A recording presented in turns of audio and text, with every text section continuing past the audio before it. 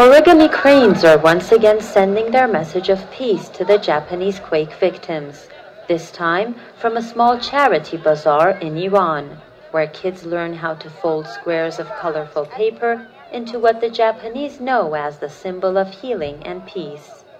A gesture of solidarity with those who have to endure a tragic earthquake and tsunami followed by a nuclear disaster.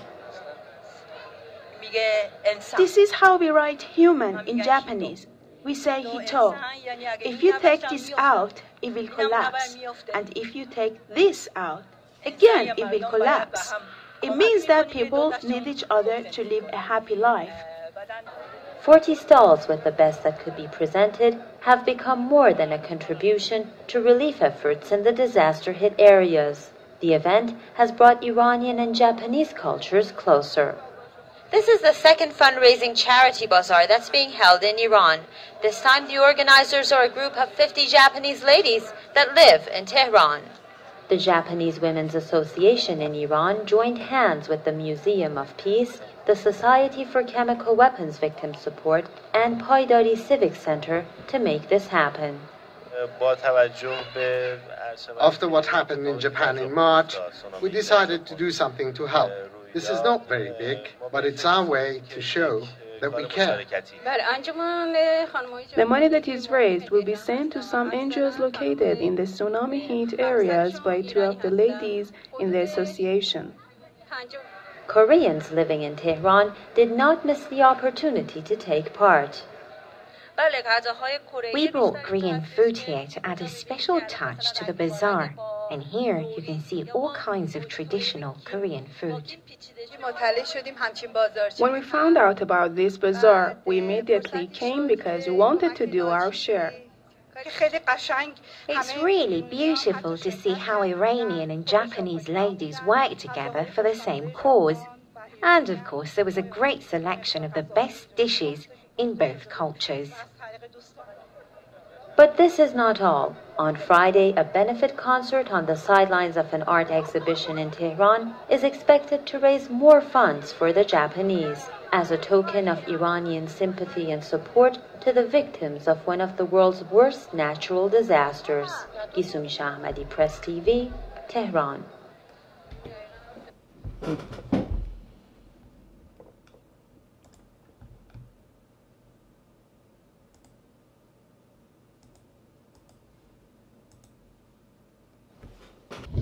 Hello everyone, welcome to Global Government News. Today is Friday, May 20th, 2011, and I'm Darko. This is part 2 of this news bulletin. My website is www.ggnonline.com.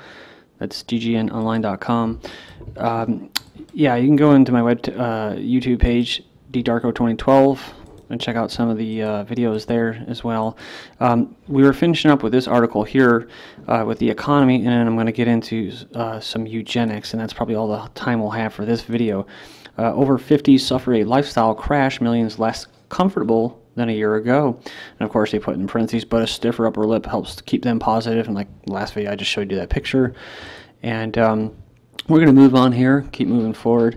And it says here, elderly care costs could treble, says OECD. So the cost of caring for the elderly could treble, I guess that means triple, by 2050, according to a report by the Organization for Economic Cooperation and Development. Senate bill would limit savers using 401ks as rainy day funds. So workers will be limited in tapping their 401ks for loans under legislation two senators introduced today that's designed to counter the erosion of retirement assets. Then life insurers may owe at least $1 billion in unpaid benefits. Florida says life insurers may be keeping at least $1 billion in unclaimed benefits owed to policyholders, beneficiaries, or states, according to a Florida regulator.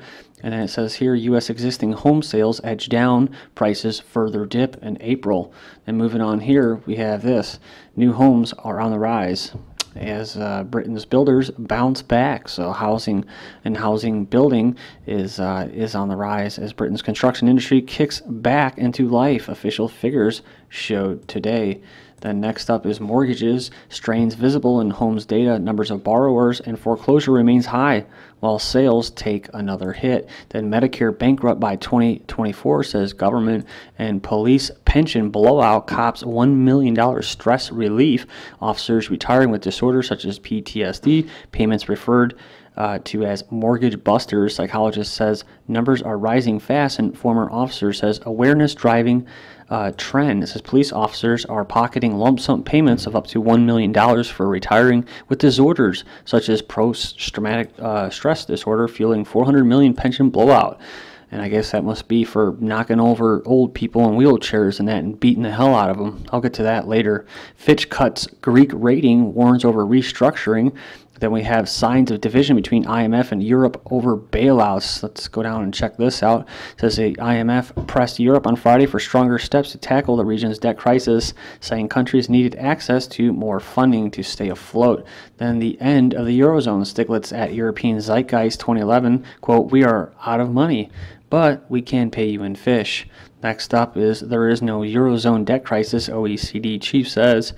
And we had this from Xinhua, the Secretary General of the Organization for Economic Cooperation and Development on Friday, voiced confidence in the Euro's bright future, saying the current debt problem should not be called a Eurozone debt crisis.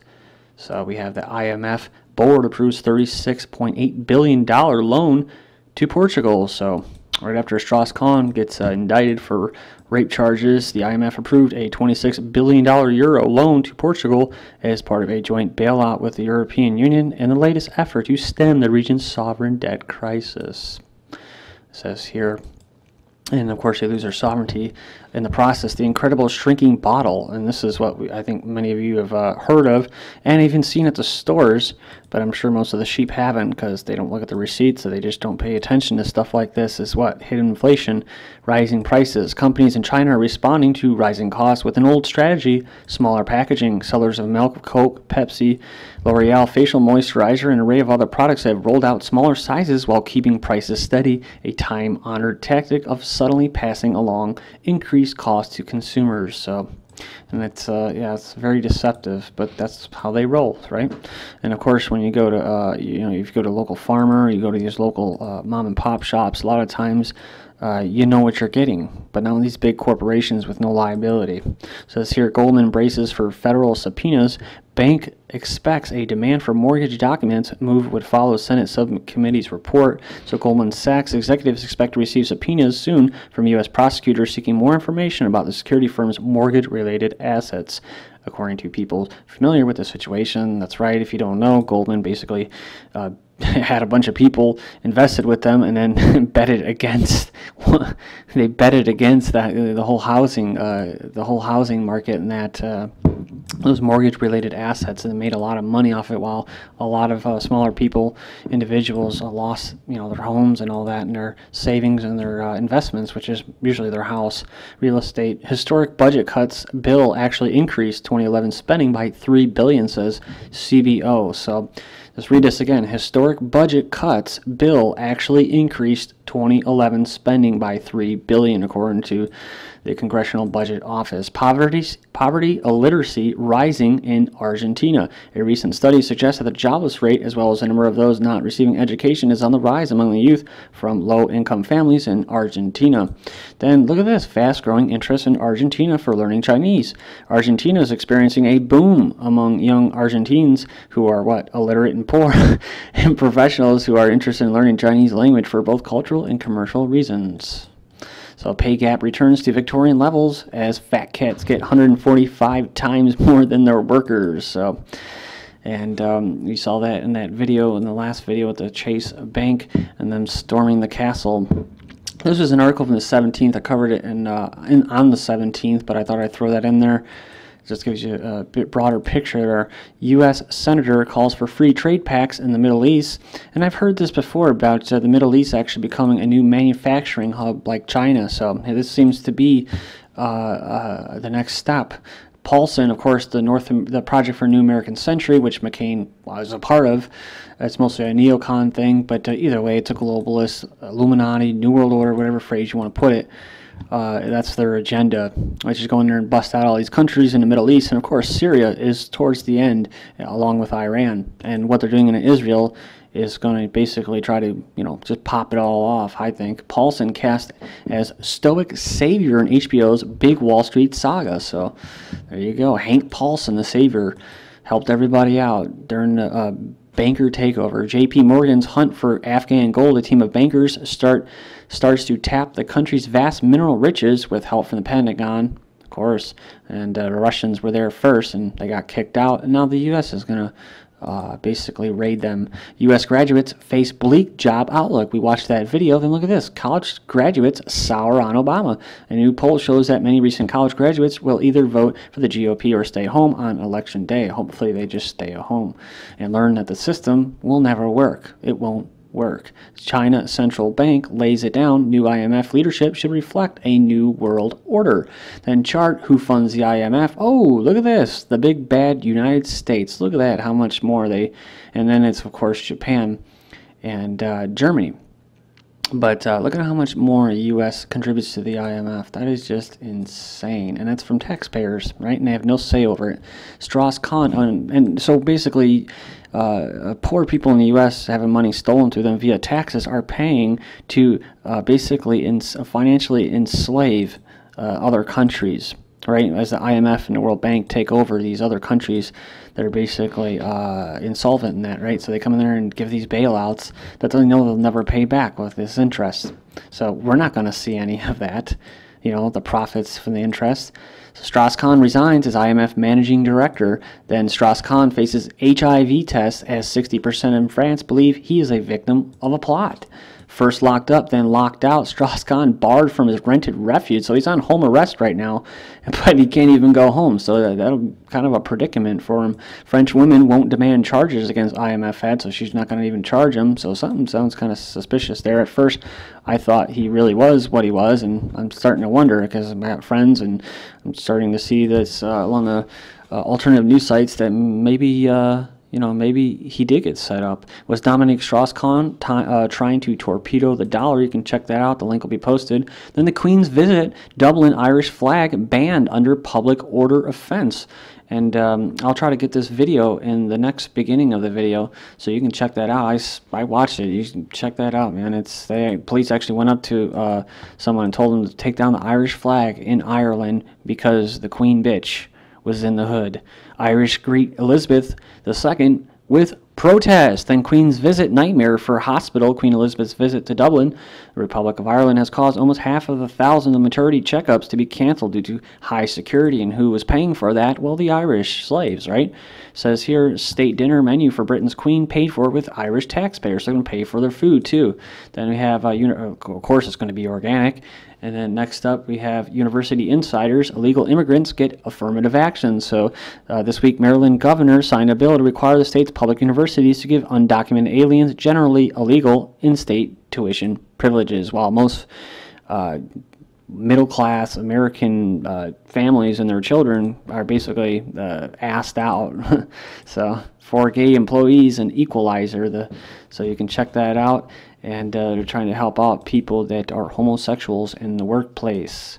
They're talking about health insurance and, basically if you were married. Tennessee Senate okays ban on teaching of homosexuality. And I think that there's a reason for doing that. It's not that I'm not promoting that, homophobia or anything. I'm just saying that I think if they're teaching it, that basically it's going to tell young people who aren't really sure what they're doing yet or how the world works, that hey, it's so this is the way it is, and so go ahead. The way I see it, though, is I do generally think that there are homosexuals out there that basically come about naturally. I just think that in the last 100 years it's become a phenomenon where it's actually promoted, and I think there is a reason for that, and that is killing the male. That is killing the #1 enemy against this basically Luciferian doctrine, this order that is killing sovereignty, that is killing individualism, that's killing the family, and that's the male, and that is the family structure. So That's just my say. Hey, you don't have to agree with me, and I don't have to agree with you. That's just my opinion. Pope wanted priests to have sex. So it says here, documents reveal that as a young priest, the Pope, an ex-Hitler youth, signed a memorandum suggesting celibacy rules to be relaxed to attract priests. And an assailant has sprayed a Roman Catholic priest with flammable liquid and set him on fire in a church in Lithuania. This is GGN, and I'm Darko. Thank you.